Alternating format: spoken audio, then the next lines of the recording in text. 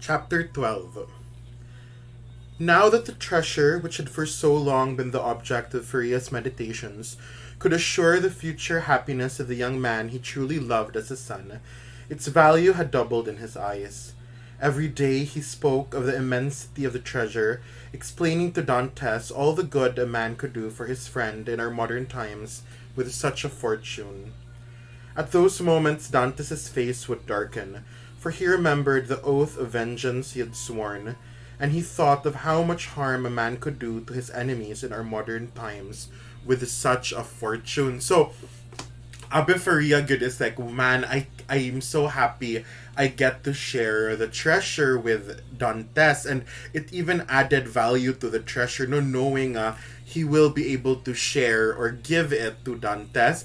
Dantes, what he's thinking of is nga, wow, I can really get so much revenge with that sort of money. Like, I will be able to get revenge on everyone who harmed me if I have a fortune like that. So, Abe Faria is coming from really a place of light, no? Whereas Dantes, there's a darkness in Dantes that is growing good. And this money will give him the opportunity to feed that darkness, no?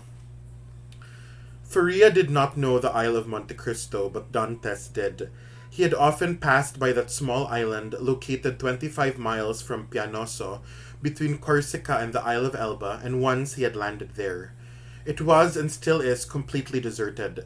It is a rock of almost conical form which seems to have been thrust up from the bottom of the sea by some volcanic cataclysm. As Faria had predicted, his arm and leg remained paralyzed, and he lost almost all hope of ever reaching the treasure himself, but he continued to dream of an escape for his young companion. For fear the letter might be lost, he made Dantes learn it by heart, word for word. Then one night, Dantes awoke suddenly with the impression that someone had called him. He opened his eyes and tried to penetrate the darkness. His name, or rather a plaintive voice trying to articulate his name, reached his ears. He leaped out of bed and listened. No doubt of it, the voice was coming from Faria's cell. Oh, murmured Dantes, could it be that... He shoved back his bed, rushed into the underground passage, and was soon at the opposite end of it.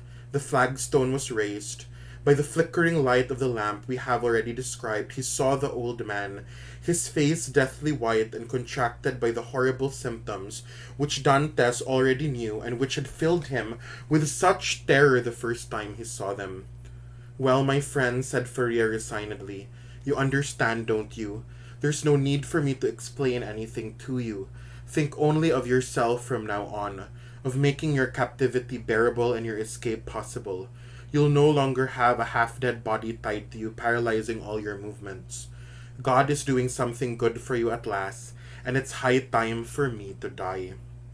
Dantes could do nothing except clasp his hands and cry out, oh, my friend, my friend. Then regaining a little of his courage, he said, I saved you once and I'll save you again. He lifted the foot of the bed and took out the small bottle, which was still 1/3 full of the red liquid. There's no hope, said Faria, shaking his head. But you may try if you wish. So the third attack of Faria is coming, no? And Dantes is like not ready to say goodbye. I'm growing cold, I feel the blood rushing to my brain, and that horrible trembling is beginning to shake my whole body.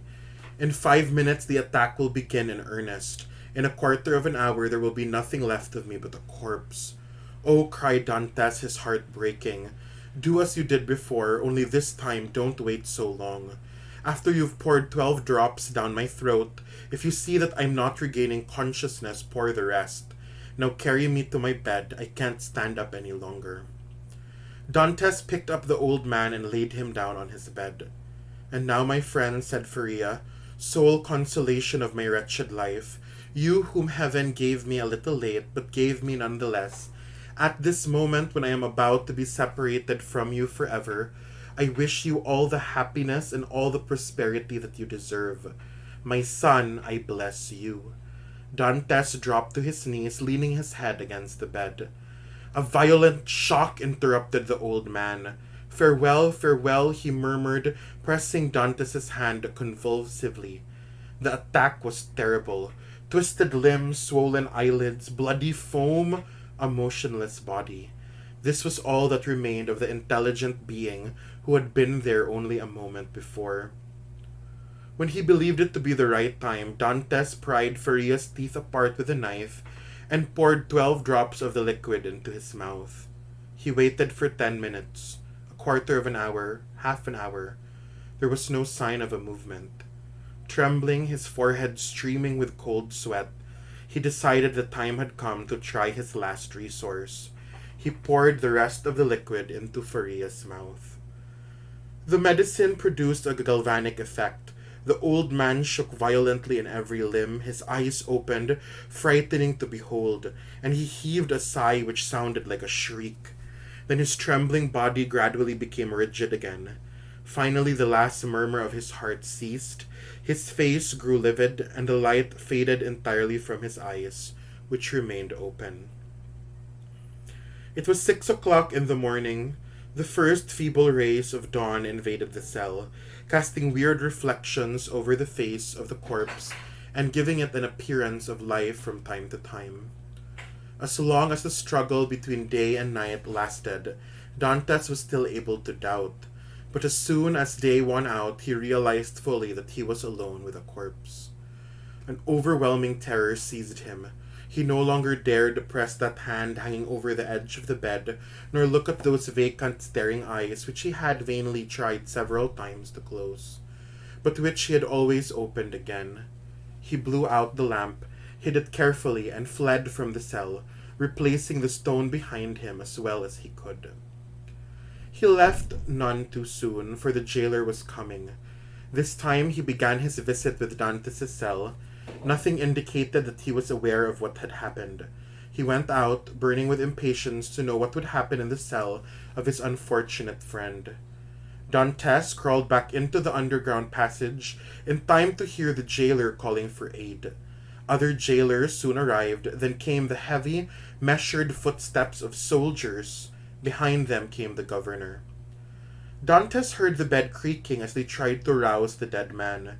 The governor ordered them to throw water in his face, then, seeing that this had no effect, he sent for the doctor. The governor left the cell, and several words of compassion, mingled with crude jokes and laughter, reached Dantes' ears. "Well," said one voice, "the old lunatic's gone off to find his treasure. Bon voyage." "With all his millions, he still didn't have enough to pay for his shroud," said another. "Oh, the shrouds of the Chateau d'If don't cost much. Since he's a priest, maybe they'll go to a little extra expense for him. That's right, he'll have the honor of the sack." Dantes listened without losing a word, but he did not understand much of what was being said. Soon the voices died away, and it seemed to him that everyone had left the cell. He was nevertheless afraid to go back in. A jailer might have been left behind to guard the dead man. After an hour or so, the silence was broken by a faint noise which gradually grew louder. It was the governor coming back, followed by the doctor and several officials. There was a moment of silence. The doctor was evidently examining the body. He declared the prisoner dead and diagnosed the cause of death. "Not that I doubt your competence, doctor," said the governor, "but we can't be satisfied with a mere examination in such cases. I just ask you to carry out the formalities prescribed by law." "Very well then," said the doctor. "Heat up the irons." This order made Dantes shudder. He heard hurried footsteps and the sound of a door being opened. Several moments later, a jailer came back into the cell. Then the thick, nauseating odor of burning flesh penetrated the wall behind which Dantes was listening in horror. Beads of sweat burst out on his forehead, and for a moment, he thought he was going to faint. So, what the Chateau d'If does, guys, to make sure a prisoner is dead, because they would get worried, maybe a prisoner is just pretending to be dead in order to escape. So to make sure that he is dead, they get an iron, like a branding iron. It's a metal, no? They heat it up, they burn the skin of the dead body to make sure that they are dead. And Dantes could hear them, get the iron, and he knew they were heating up the metal, and then he smelt even the burning flesh to test whether Abbe Faria was really dead, okay? "You see, he's really dead," said the doctor. "That burn on the heel is decisive. The poor madman is cured of his madness and delivered from his captivity." Dantes heard a sound like the rustling of cloth. The bed creaked. There were heavy footsteps like those of a man lifting a burden, and the bed creaked once again under the weight which had been placed back on it. "Will there be a mass?" asked one of the officials. "Impossible," replied the governor. "The chaplain asked me for a week's leave yesterday, and he's already gone. If the poor priest hadn't been in such a hurry, he'd have had his requiem." "That's all right," remarked the doctor, with the impiety common to those of his profession. "God won't give the devil the pleasure of receiving a priest." There was a burst of laughter. Meanwhile, the body had been laid out. "Tonight," said the governor. "What time?" asked one of the jailers. "At around 10 or 11 o'clock, as usual." "Shall we watch over the body?" "What for? Just lock the door as though he were still alive." The footsteps went away, and the voices died down. Then a silence more mournful than that of solitude, the silence of death, invaded everything, and chilled the depths of Dantes's heart. He slowly raised the stone with his head, and cast a swift glance around the cell. It was empty. He entered. Stretched out on the bed, faintly illuminated by the pale ray of daylight coming in through the window, he saw a sack of coarse cloth under whose ample folds he could discern the outlines of a long, stiff form. It was Faria's shroud, that shroud which, according to the jailers, cost so little. It was all over. Dantes was separated forever from his old friend. Faria, his helpful, kind companion, now existed only in his memory. He sat down on the edge of the frightful bed, plunged in deep and bitter melancholy. Alone. He was alone again.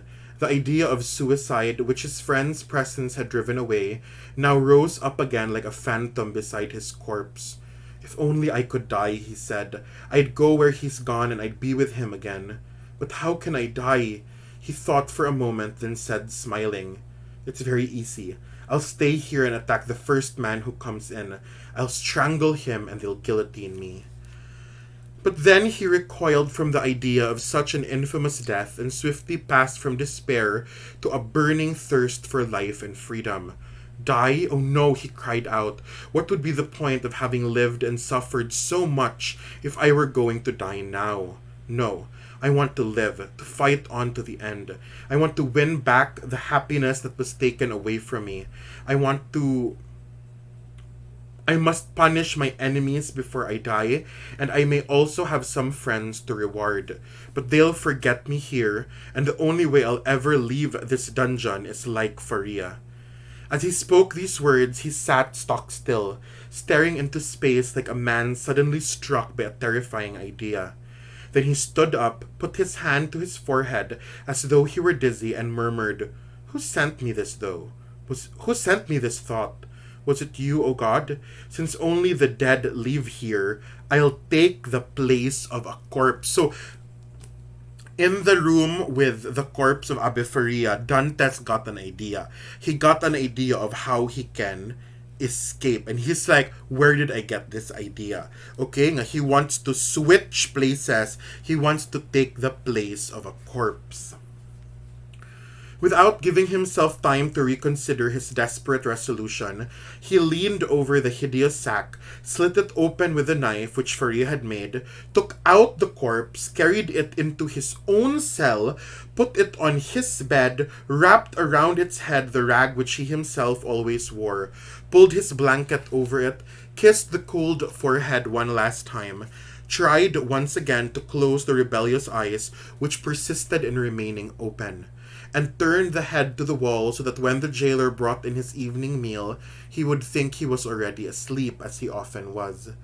Then he went back into Faria's cell, took out the needle and thread, threw off his clothes so that the jailers would feel bare flesh under the sackcloth, slipped into the sack, placed himself in the same position as the corpse, and sewed up the sack again from the inside. If the jailers had happened to come in at that moment, they would have heard the beating of his heart. So Dantes took Abiferia's body, put it in his own jail cell, went back to Abiferia's jail cell, and sewed himself inside the body bag, no, that the guards put Abiferia in. So Dantes is pretending to be the dead body of his friend, no? His plan was all worked out. If the grave diggers discovered that they were carrying a living man instead of a corpse, he would quickly rip open the sack with his knife and take advantage of their terror to escape. If they tried to stop him, he would use the knife on them. If they carried him all the way to the cemetery and laid him in a grave, he would let himself be covered over. Then, since it would be night, as soon as the grave diggers had turned their backs, he would force his way up through the soft earth and escape. He hoped the weight would not be too heavy for him to raise. Otherwise, he would be smothered to death. But even this possibility did not dismay him. At least everything would be finished. Towards 7 o'clock in the evening, his anxiety began in earnest. He trembled in every limb, and his heart felt as though it were being gripped in an icy vice. The hours passed without bringing the slightest movement in the prison. So far, his ruse had not been discovered. Finally, he heard footsteps on the stairs. The time had come. He summoned up all his courage, held his breath, and tried to repress the pounding of his heart. The door opened, and a dim light reached his eyes. Through the cloth covering him, he saw two shadows approach the bed. A third one stood in the doorway holding a lantern. The first two men took hold of the sack from both ends. Dantes made his body rigid. "He's very heavy for such a skinny old man," said one. "They say every year adds half a pound to the weight of a man's bones," said the other. They carried him out on a stretcher, so they're carrying Dantes out because they think he's the dead body of Feria. They carried him out on a stretcher, and the funeral procession, led by the man with the lantern, went up the stairs. Suddenly Dantes felt the cold, fresh night air and the sharp wind from the sea.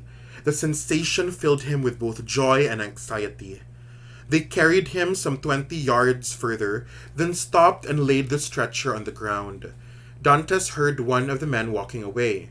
"Where am I?" he wondered. His first impulse was to try to escape, but fortunately he controlled himself. A few moments later, he heard one of the men walk up to him and drop a heavy object on the ground. At the same time, he felt a rope tied around his feet with painful tightness. Okay, so Dantes expected that what would happen was either they'll carry him out, and while they're carrying him out, they'll realize that, "Hey, he's alive!" And then Dantes will use his knife to tear out of the sack and kill the guards and then escape. Or they said, if they don't know I'm dead, if they don't realize, or if they don't discover that I am alive, then they will bury me and I can crawl my way out of the grave. But then neither thing happened. No, they didn't discover that he's alive, but they also weren't burying him. They were actually tying a rope around his foot, okay, around his feet. "Have you made the knot?" asked the man who had remained idle. "Yes, and it's well made. I'll answer for that." "All right then, let's go." The stretcher was raised again, and the procession continued on its way. The sound of the waves breaking against the rocks on which the Chateau d'If is built reached Dantes more distinctly with every step. "What miserable weather," said one of the men. "I wouldn't like to be at sea tonight." "Yes," said the other. "There's a good chance the priest may get his feet wet." They both burst out laughing. Dantes did not understand the joke, but his hair stood on end nevertheless. "Here we are," said the first man after a while. "No, further on, further on. You know the last one got smashed on the rocks, and the next day the governor called us a couple of lazy rascals." They went on a few more steps. Then Dantes felt them pick him up by the head and feet and swing him back and forth. So they're not burying him, no. They tied something really heavy on his feet, and then he could hear the sound of the sea getting louder and louder, and then they pick him up and then they start counting 1, 2. They're swinging his body back and forth. 1, 2, 3. With the last word, he felt himself flung into space. Fear clutched at his heart as he fell like a wounded bird, down, down, down. Finally, after what seemed an eternity, there was a tremendous splash, and he plunged like an arrow into the icy sea. So in Chateau d'If, with dead bodies, they throw them into the ocean. They throw them off a cliff and into the ocean. He uttered a scream which was immediately choked off as the water closed over his head. He was being swiftly dragged to the bottom by a cannonball tied to his feet. There's pa good a cannonball tied to his feet, so he's sinking into the bottom of the ocean. The sea is the cemetery of the Chateau d'If. So we're so happy that he finally escapes. And then they throw him into the ocean with a cannonball tied to his feet. That's the end of chapter 12.